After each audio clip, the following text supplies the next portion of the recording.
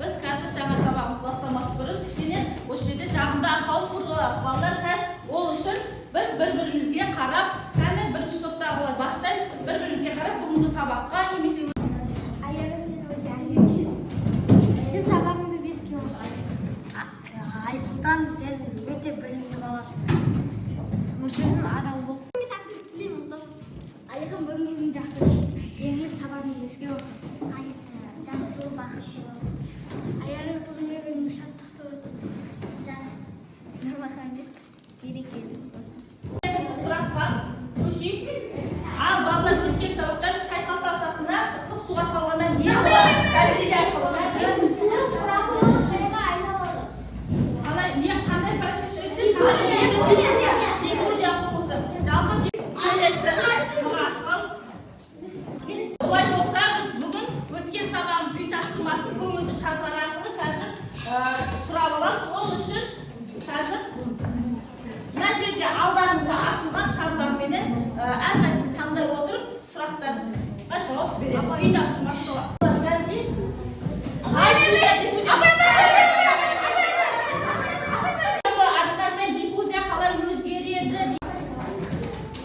Газдардағы диффузияның ерекшелігі қандай? Ол су 0 градусқа барғанда, ол диффузия өте баяу жүреді. Суық суда диффузия жай жүреді, ыстық суда диффузия жылдам жүреді. Ешбір тарауы тегеге ал Ауа тез жүрген сайын тез тарала бастайды. Ауа жай баяу жүрсе, иісі баяу болады. Судан тез ериді. өте тығыз болады, сондықтан олардың қозғалысы. Оны басқан сайын ана үстіндегі сәл астыға сөйтіп, ауа тез шыға үшін шығамайды. Ауа қысылады. Шардың ішінде, шарды қысқанда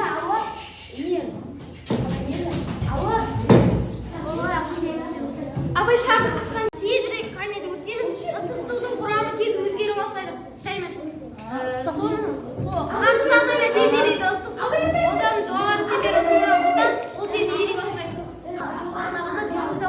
Жылдам жүреді. Ал баяу температура аз болғанда, мысалы 10 градус болғанда ол баяу диффузия баяу жүреді.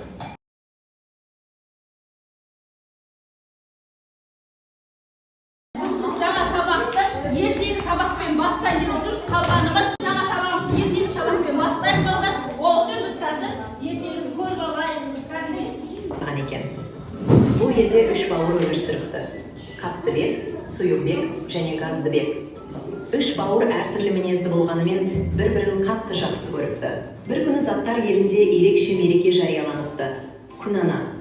Бүгін қасиеттер күні болады. Әркім өз қасиетін көрсетсін, деп жар салыпты. Бірінші болып сахнаға Қаттыбек шығыпты. Ол жарқыраған темір сауыт киіп, биік шыңның үстіне шығып былай депті. Мен Қаттыбекпін. Менің пішінім мен көлемім өзгермейді. Мені ұрсаң да, соқсаң да, өз қалпында қаламын.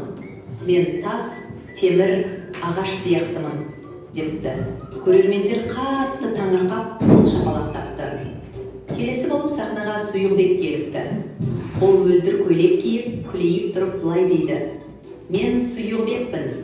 Менің көлемім бар, бірақ пішінім ыдысқа қарай өзгереді. Мені қисаң, мен ыдыстың пішінін аламын. Мен су, сүт, шырын бола аламын, депті. Залда отырғандар, нағыз икемді ханзада екенсің, деп шаттаныпты. Соңғы болып сахнаға Газдыбек ұшып келіпті. Ол бұлтқа мінген жеңіл әрі көңілді екен. Сәлем достар, мен Газдыбекпін.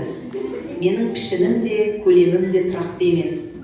Мен бос кеңістікті толтырып, еркін қозғала аламын. Мені көрмесеңдер де, мен бармын. Ауа, бу, жер кейпінде өмір сүремін, депті. Күн ана күлімдеп, балаларым, сендер әртүрлісіңдер, бірақ бір-біріне айнала аласыңдар, дейді. Сөйтіп алақанынан жылу шашқанда Қаттыбек еріп Сұйықбекке айналды, Сұйықбек қайнап Газдыбекке айналды. Ал Газдыбек салқындап қайтадан Сұйықбекке, сосын Қаттыбекке айналды. Міне, Көрдіңдер ме, дейді Күнана. Табиғатта бәрі айналыс пен тепе-теңдікке бағынады. Содан бері үш бауыр Қаттыбек, Сұйықбек, Газдыбек бір-біріне сүйеніп, заттар елінде тату өмір сүріп келеді. Достар, әр заттың өз қасиеті бар. Табиғаттағы әр өзгеріс заңдылық. Қатты, сұйық және газ күйі табиғаттың үш ғажайып мінезі осы.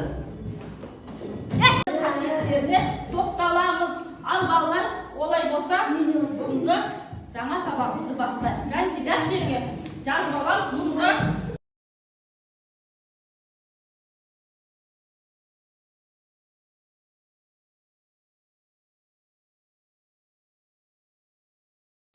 олардың ішінде металл болуы мүмкін, немесе пластик материалдар, немесе су, немесе ағаш және тағы басқа заттар.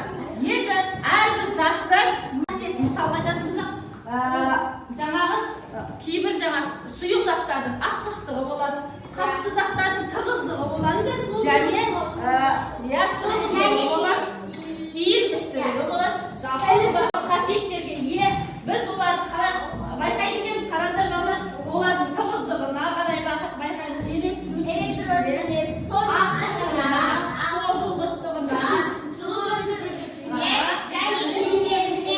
қасиеттер олардың физикалық және химиялық деп екіге бөлінеді екен.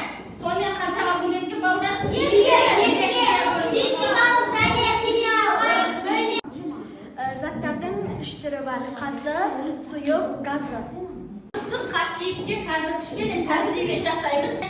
Жаңағыдай кеуіп қажет екен. Енді біз бұнымен кеуіппен жұмыс жасаған кезде міндетті түрде ережесін сақтаймыз кезеңінде. Ал балалар енді бізде майшамның аққыштығы туралы қалай байқаймыз, оны қазір көріңдер, қараңдар. Мысалы, міне қараңдар, майшамның аққыштығы бізден майшамды жаққан кезде нені сезіп қараңдар? Жалпы бізде парафиннің аққыштық қасиетін анықтадық балалар. Бірінші майшамды жақтық және оның еріген кезде жалпы қатты күйден сұйық күйге және қалай төмен қарай аққандығын байқадық.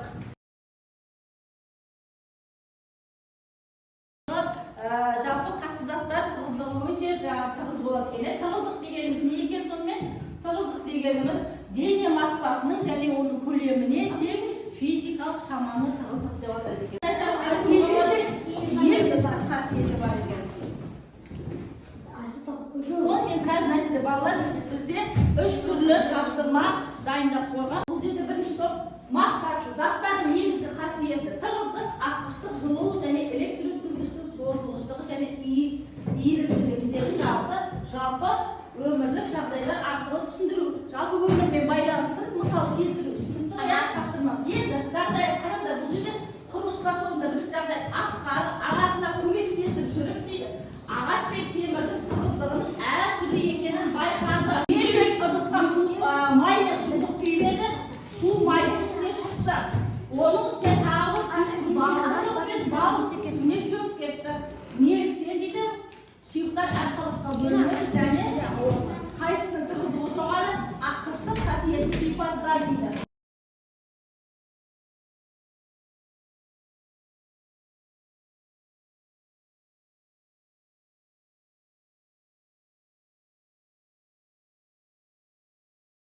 Ағаш қалқып темір бетіне шықты дейді тапсырмада. Тығыздығы аз болғандықтан судың бетіне қалқып кетті. Ал темірдің тығыздығы бүтін көп болғандықтан судың астына түсіп, судың төмен жағына түсіп кетті.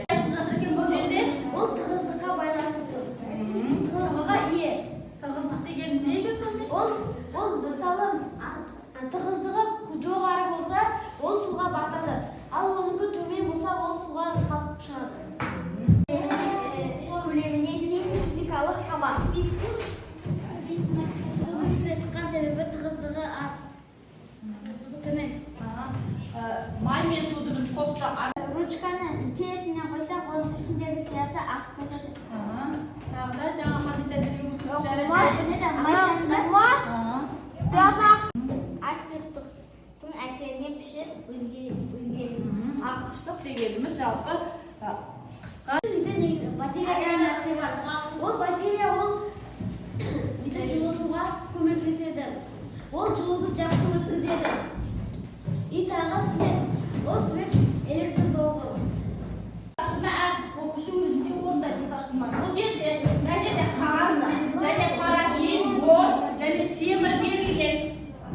Темір адам Темір берілген. Енді салыстыру үшін бізде олардың агрегаттық күйі, түсі, жылтырлығы, иісі, суда еріші және қаттылығы.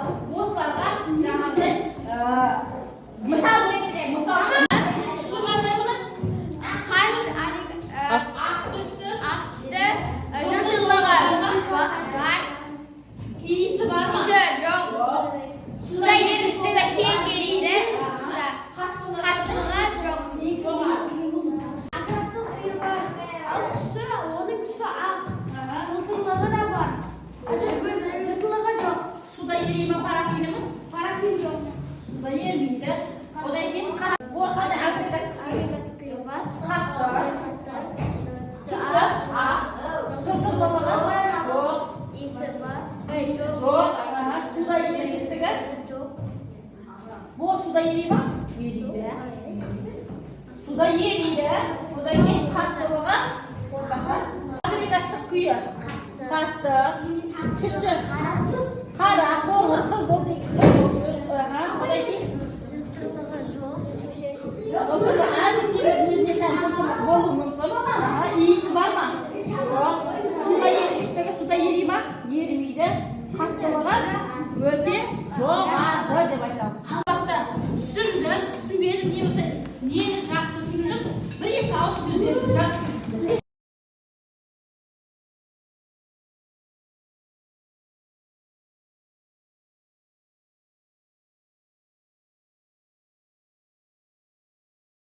Жазып кетсін алдағы жолда.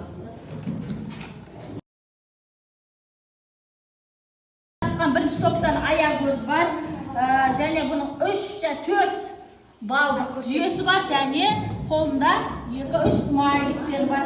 Қатысуда бұл өте жақсы. 6 балдық және 2 смайликтерді алдында түсінбегенге, ал жарықта түсіндегі оны жарықта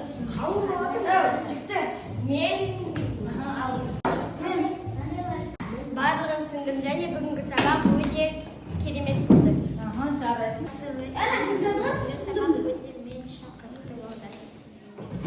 Мен бүгін сабақты өте керемет түсіндім және көп заттарды білдім. Мен сабақта парафиннің ақыштығын білдім. Мен сабақты түсіндім. Сабақты өте жақсы түсіндім. Сабақта нені пайдалану, нені пайдаланбау және аққыштық, созылғыштық және тағы басқа заттардың бәрін, диффузия деген қасиеттерін бәрін үйрендік. Бүгінгі сабақ маған ұнады. Жарқын ұнады. Тағы да өткім келеді ашық сабақ. Апай да өте әдемі өтті.